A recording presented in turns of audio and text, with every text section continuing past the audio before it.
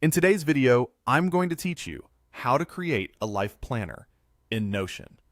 By the end, you'll have a clear, flexible dashboard that keeps your goals, tasks, and routines in one place.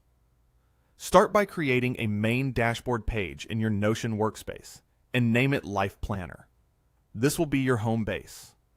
Open a blank page and think of it as the front door to your system. Keep it clean and focused so you can see what matters at a glance. Next, add sections for goals, daily tasks, calendars, habits, and finances. Use simple headings to separate each area. In the goals section, plan short and long-term targets so you always know what you're working toward. Daily tasks should be the place you capture what you need to do today. The calendar section is perfect for deadlines and time-bound events. Habits will help you track consistent actions you want to build. And the finances section can host expenses, budgets, or income tracking. Keep each section concise and clearly labeled so navigation feels effortless. Now, create linked databases for routines, projects, or personal tracking. If you already have databases in Notion, bring them in with a linked view so they display inside your life planner. If you're starting fresh, create a database once, then add a linked view of that same database wherever you need it. This lets you organize the same information in different ways without duplicating data. For example, link your projects database to the goals section and your routines database to the habits section.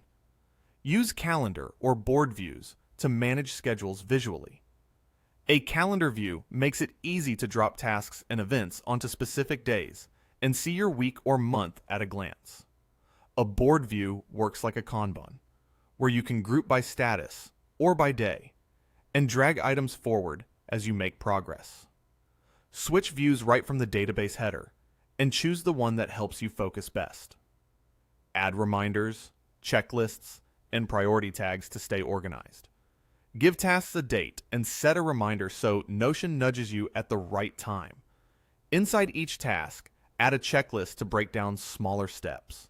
Create a priority property using a select field with options like high, medium, and low, and color code them.